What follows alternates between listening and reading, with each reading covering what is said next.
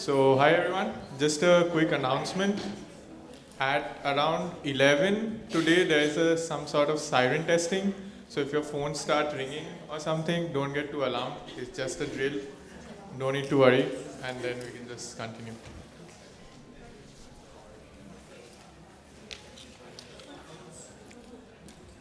So, for the next talk, I'm delighted to welcome Professor Janine Kirstein, Professor of Biochemistry of Aging at Friedrich Schiller University and the Leibniz Institute on Aging in Jena, Germany.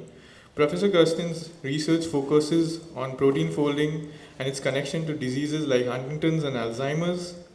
Her work combines biochemical techniques with the aging model organism, Canaverotus elegans, sorry for my pronunciation, to study how molecular chaperones protect proteins and to investigate the aggregation of disease-related proteins as organisms age. Please join me in welcoming Professor Janine Kirstein.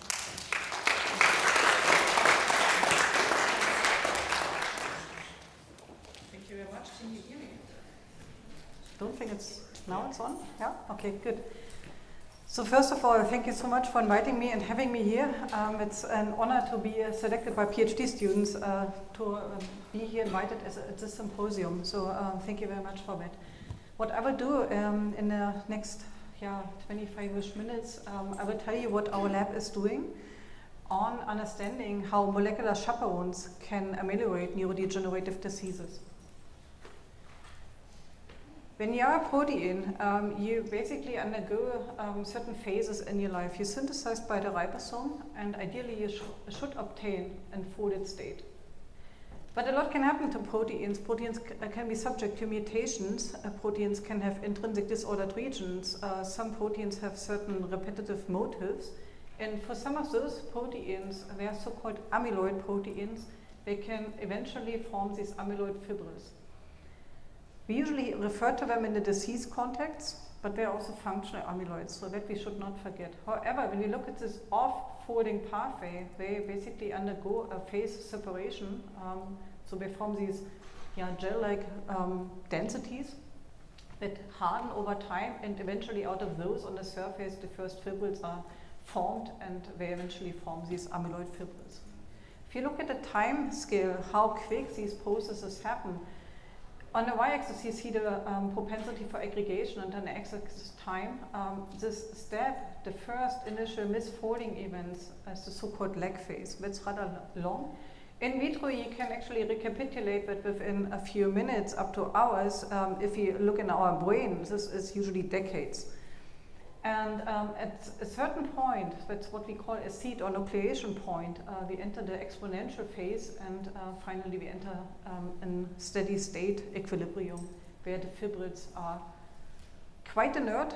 But when I say quite, that means that it's not the dead end state. So it's still reversible by the help of so-called molecular chaperones.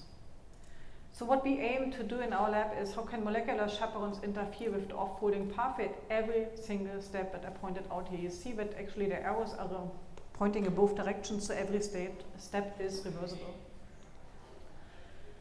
Here I want to show you a model protein we use in our lab that we have the most tools developed for, and that is mutant huntingtin. So mutant huntingtin, in the end, that's an AFM image, shows these fibrillar structures. But in order to get there, that we actually can handle the protein, we purify it with a GST tag. So while GST, it's a globular domain and keeps the protein soluble when we express it in E. coli cultures. When we cleave it off with a certain protease, this protein will on its own start to form these fibrils. So how can we now monitor that over time? And for that we use a thread-based system. So in addition to this GST domain, we also attach a CFP and YFP moiety to one batch CFP and the other one YFP. And of course, if you already are familiar with the concept of thread, this is exactly what is happening.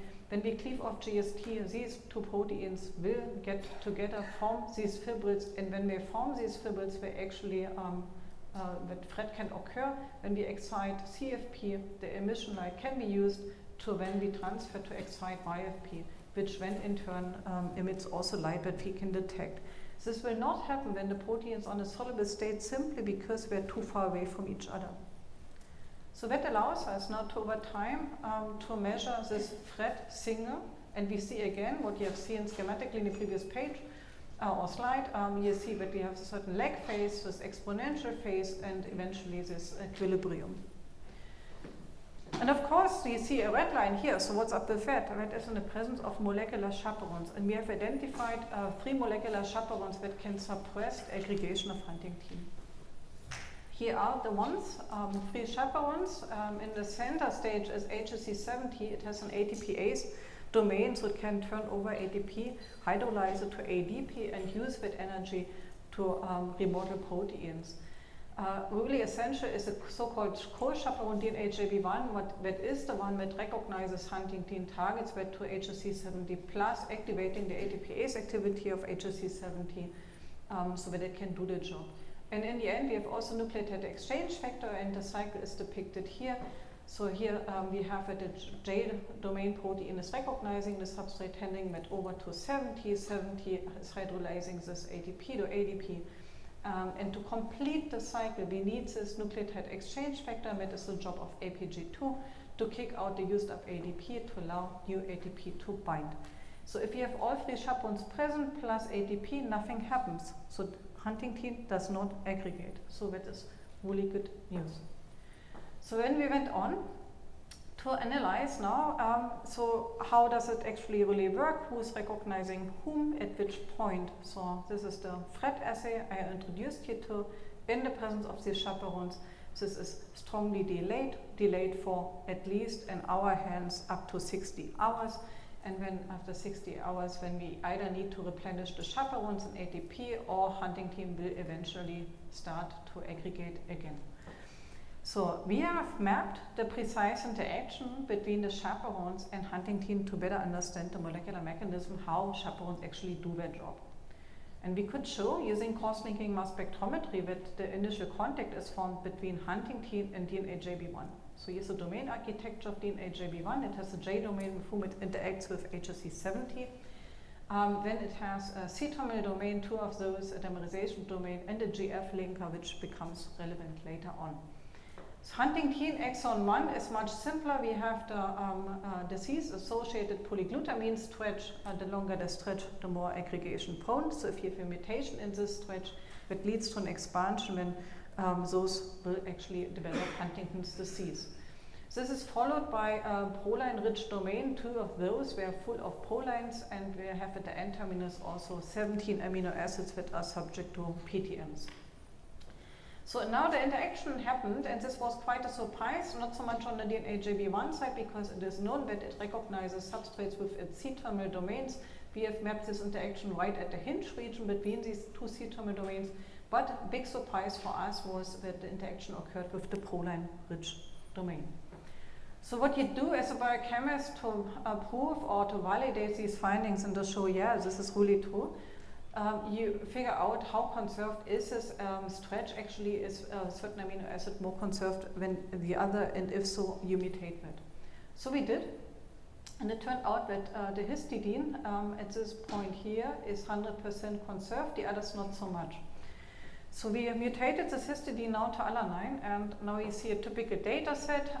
So you see that, I will guide you through, these are the FRET curves you're already familiar with. In the absence of any chaperone, so the black curve, Huntingtin aggregates. If we have, and that's a positive control, of the chaperones present as wild type and ATP, we suppress it for about 20 hours, and when you see it starts, Huntingtin aggregates soon. However, if you mutate now the histidine at position 244 against an alanine, you see that the entire 3 chaperones are inactive and cannot suppress Huntingtin anymore. That was, for us, quite astonishing and surprising. We expected an effect, but not such a, basically a black-white effect. So of course, when you wonder, maybe it's an affinity issue. So what we did is we doubled the amount of the chaperone, but still it basically is inactive. And so as a scientist, you then think, well, great news, right? I mean, this is what you hoped for, but you see an effect. But then again, you also question yourself, maybe you just inactivated the chaperone. But we did all the controls. We showed any other substrate can be still folded and remodeled, and it's fine.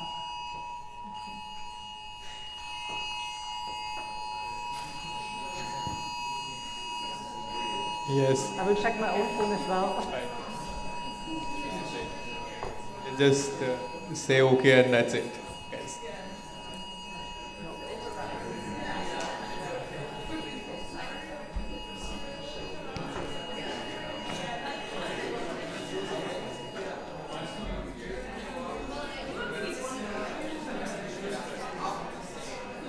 Okay, we are good? Yeah, we can start again, I think. Yeah, okay. Okay. What an excitement. Okay. So, conclusion from this data set is that yes, this specific one amino acid is responsible for the interaction with huntingtin. So we are the first that I could actually map the binding of a chaperone with a substrate, and nevertheless a substrate which is disease associated to one single amino acid. So that's quite exciting. So what about the other side? What about now the huntingtin side? What we did, I mean, if you look at that, we have plenty of prolines.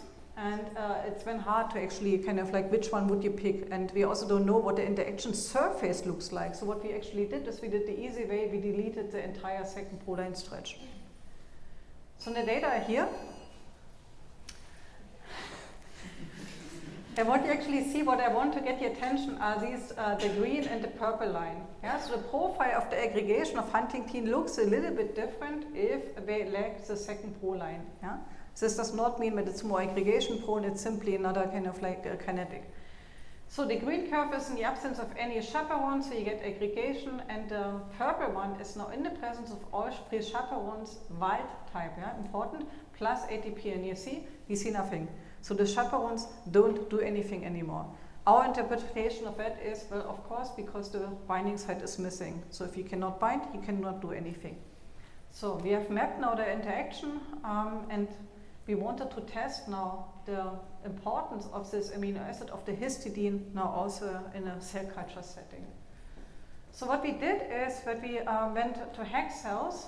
We work with multiple systems in the lab, and you will see that. And we expressed in HEC cells Huntington exon 1 with an expanded glutamine stretch fused to GFP so that you can visualize it.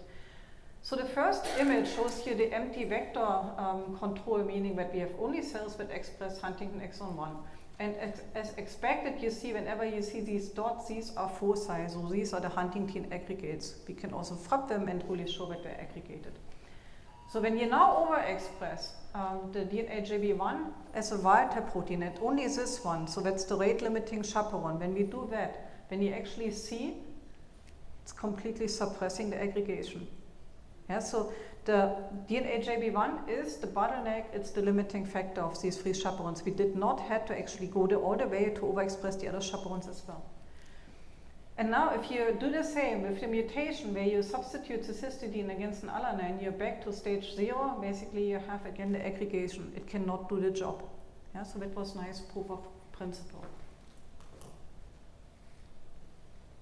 So now I take you back to the original setting, to the in vitro setting, and we were wondering, or actually I have to point out the PhD student in my lab was wondering, why is it actually that at some point the chaperones, despite that they can delay, so you see a huge delay of this aggregation, fail to do so? Why is it that they at some point have to give up? So, and she speculated that actually what might happen is that the chaperones themselves get trapped in these amyloid fibrils of huntingtin. Why so? She speculated that maybe in the process of the remodeling they actually are bound to the huntingtin, but as soon as there's a certain tipping point that they get incorporated into these fibrils. So we went on and performed field retardation analysis, and I will show you how we do it of this complex. So we harvested now the samples at the 60-hour time point, pipetted that into these chambers. It's a dot blot apparatus, applied pressure, and used a filter membrane that basically allows everything that is small and soluble to pass through, but everything which is big, large, like a protein aggregate, like huntingtin fibrils, is staying put.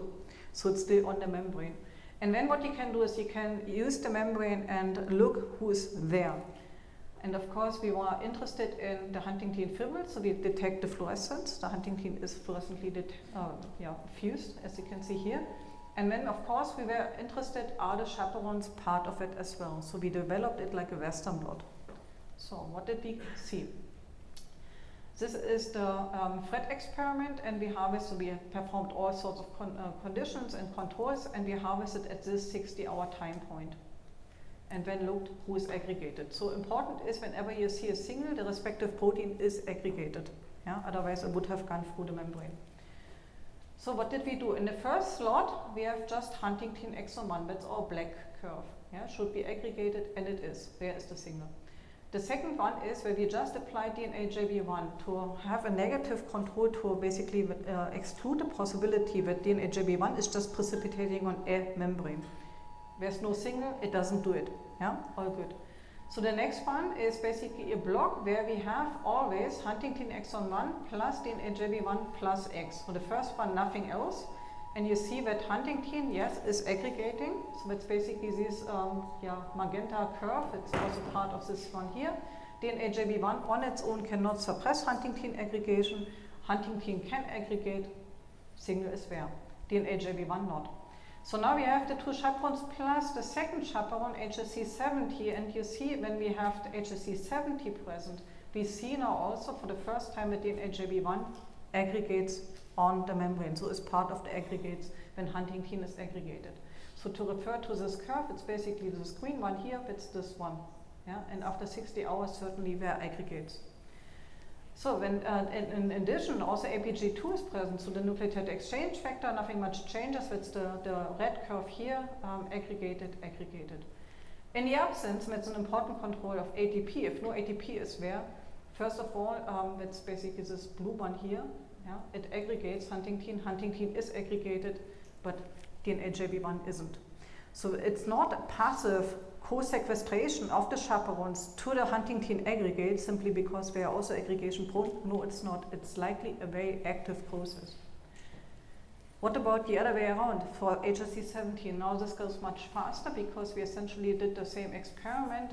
You see it's basically mirrored, and instead of DNA JB1, we look at HSC70. It pops up at two conditions, and this is when DNA JB1 is present, then also HSC70 is co-aggregating with or sequestering by the Huntingtin fibrils, and the same happens when also APG2 is there. So they're both behaving in a very similar manner. We performed kind of the same analysis also on a confocal microscope on slides to show you basically this co-localization with a different method. What we have here put together is Huntingtin exon 1, the 3 chaperones, and ATP. So, and what you see here in green are the fluorescently tagged Huntingtin foci. So whenever you see a dot, that's basically an in vitro experiment, an aggregate of Huntingtin. And we used labeled DNA JB1, and you see that actually DNA JB1 is absolutely almost 100% co-localizing with Huntingtin. When you do the same experiment in the absence of ATP, Huntingtin nicely still aggregates because it couldn't care less if the chaperones are there, and actually it's aggregating faster. But now you don't see that these Huntingtin aggregates are co-localizing with DNA JB1. So then the next experiment was, when does it actually happen? And does it matter when I provide the chaperones? In other words, is it kind of a process that as long as I have Huntingtin, the chaperones go to it, or does it matter? So what you see now here is a time course of this aggregation of Huntingtin, and we added, when the arrows point at these specific points, we added the chaperones. So with the chaperones, so far the experiments, what you have seen is when we added the chaperones at time point 0. So what happens if we add them later? So the first experiment, what I want to show you is the ability to suppress the aggregation. You see also here the readout for Fred activity, and the different color code refers to when I add the chaperones. The more yellowish, the earlier I add the chaperones. So you see whenever you have a higher signal of Fred, then more Huntingtin aggregates. And what you can conclude from this picture or graph is that the later you add the chaperones, the less the chaperones can suppress Huntingtin aggregation. Yeah? Yellow all fine, it keeps it down, and the later I add them here, they're almost impossible to interfere with this aggregation. So what about them? Now the chaperones being present at this 60-hour time point, yeah, depending when I add them. And what you see here, and again, DNA JB1 and HSC70, these two chaperones behave identical. When you add them early, let's say up to 1.5 hours, so that's kind of like when we are still in the lag phase, the chaperones get incorporated into the fibrils. When I add them later, at these points, they are not. So we conclude that HP70 as well as DNAJB1 preferentially bind huntingtin at the early stages of its off-folding pathway. So the conclusion, what we have from this first part of the talk is that, so what is going on? In the very beginning, our chaperones can deal with huntingtin quite well. So they can suppress, they bind, that they go on and off of these huntingtin fragments. But after some time, basically, and this is what you see in the thread curve, they become also sequestered and they cannot keep up with the aggregation kinetic of huntingtin. And as soon as this basically occurs and happens, that's a commitment to failure. Because when the chaperones are trapped into growing aggregates of huntingtin or fibrils, it's not only that they get incorporated, but also they are not there anymore for the others, the soluble stuff to keep or to take care of it. So the aggregation speeds up, and hence we have this exponential curve, and in the end they are probably incorporated.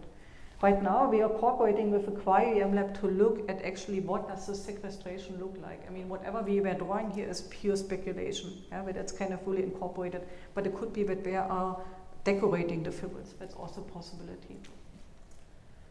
So next one is, we have so far looked only at the very beginning. We added the chaperones at the very beginning. What is rather new in the amyloid community is the condensation process, so liquid-liquid phase separation. And there's little understanding, can the chaperones actually interfere with this process?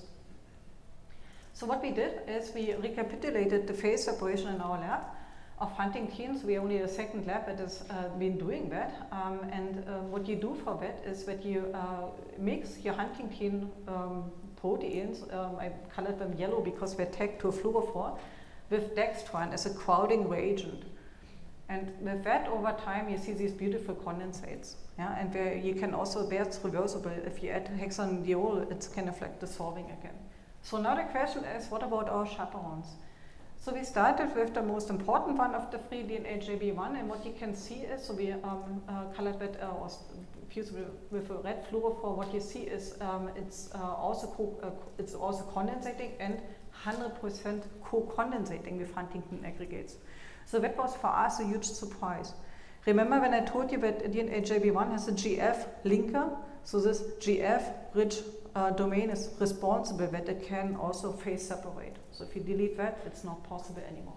So the real question of the experiment is, well, okay, it's there, it's part of the condensates, but can it prevent the hardening of these condensates? So after all, the condensates are a preceding step of fibril formation.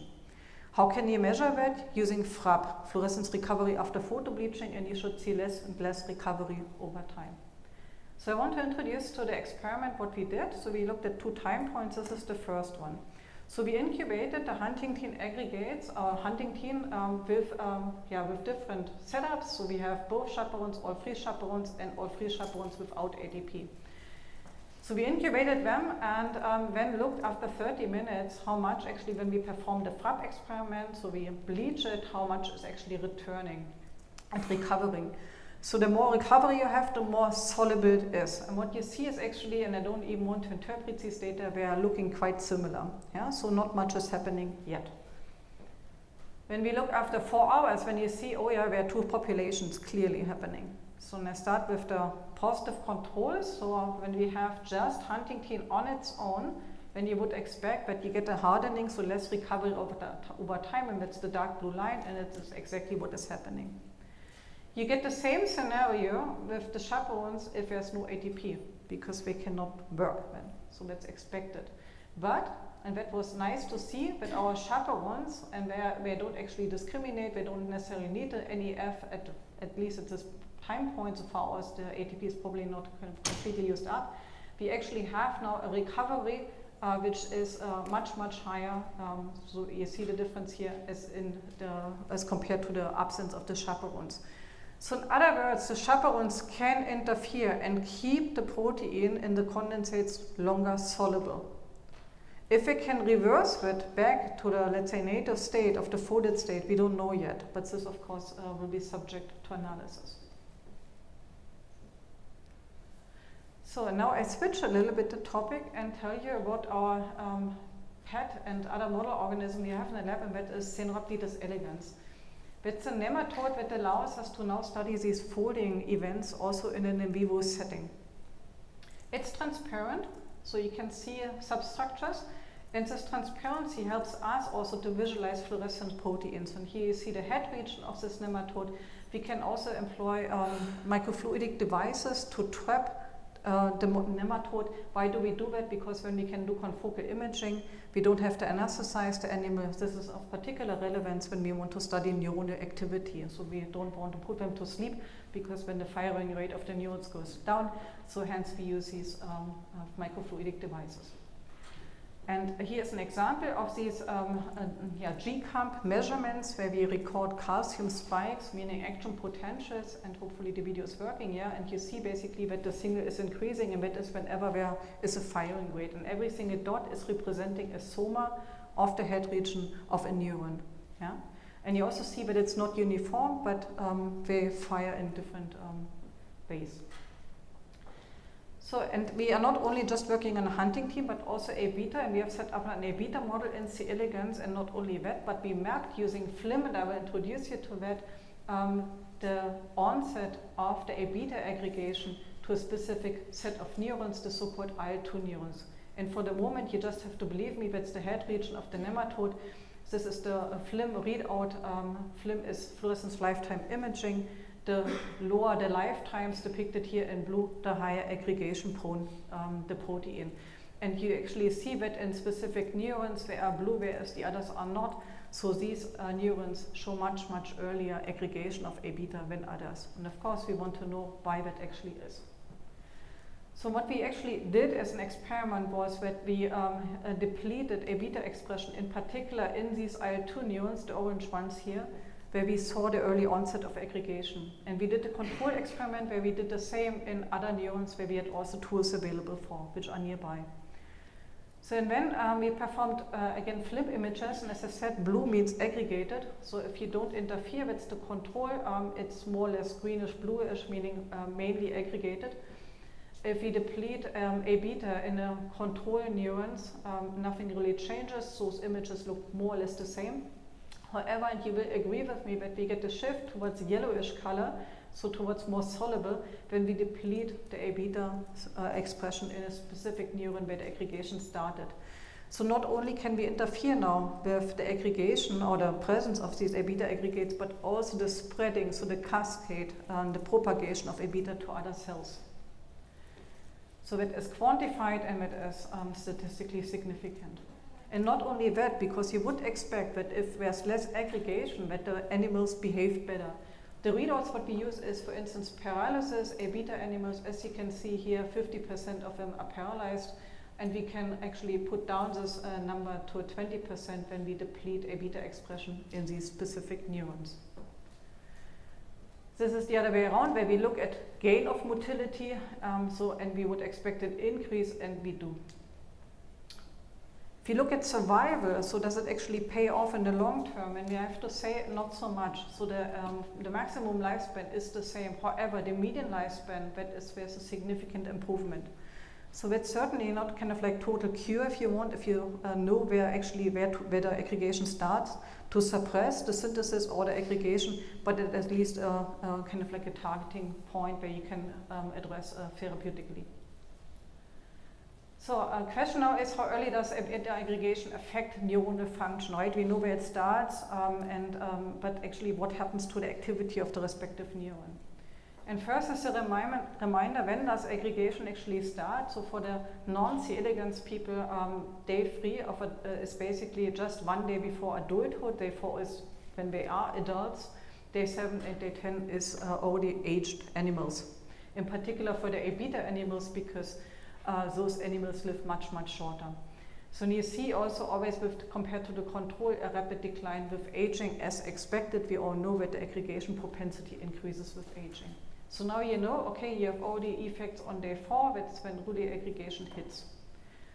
So and when we performed this GCAMP analysis, where we asked the question, when we express A-beta and we know at day 4 with animals we already have aggregates, what happens to neuronal activity? So we caused now these animals, and this video you've already seen, I played again. So we crossed now this GCAMP reporter with the A-beta animals. We performed this analysis, and this was in cooperation with Gabi Kaminska-Stiele from Cambridge. Why so? Because she was the one who actually provided these microfluidic devices that we could do it in a more or less high throughput manner. So the animals are one by one trapped here, and then we can screen, and the data are hopefully here. Yeah, this is when we now made these crosses. So we crossed the animals, either the control, you see only the M scarlet fluorescent protein with GCAMP, or the A beta with GCAMP. Yeah. And then we looked at what do we see. And what is plotted here is the GCAMP activity, or the GCAMP fluorescence intensity, normalized to the expression level of GCAMP as well. And you see 2 time points, day 4 animals when the aggregation already started, and day 7 when the first animals are actually already dying. So that's much older. And you see that already at day 4 we get a massive reduction in neuronal activity in the A beta animals. Despite the fact that this is the point where aggregation just starts, right? It increases further with aging, but as early as you see aggregation, you already have loss of neuronal activity. And this is slightly improving as it appears in the 7-old animals, but for that you have to keep in mind that here we actually maybe have a survivorship bias, as most of the animals that probably have the most aggregates are already dead. So, and when we ask the question, what happens if we express the culprit, meaning A beta, in a different tissue, but still look at the neuronal activity? So we expressed now A beta in the muscle tissue, yeah, and as a control also M scarlet in the muscle tissue. And when we ask the question, how does it affect now neuronal activity, or does it at all? And this was actually the biggest surprise to us, because if you look at these data, it does, and also as rapidly as you've seen before, not as severely, right? It doesn't go down that much, but actually you see an effect. So, and this tells you that, there is either already spreading occurring or signaling of molecular damage in the different tissues within an organism to the neuron. And of course, this is not really a surprise if you think about non-cell autonomous signaling, right, in an organism. But this also clearly tells you that from cell culture alone, we will not learn much about these pathways, because when we have isolated cells or tissues, but should actually look in an organismic context. And with that, I'm at the end of my presentation, and ended with an acknowledgement slide of my lab and cooperation partners, of course, that allowed me to perform these analyses. Thank you very much.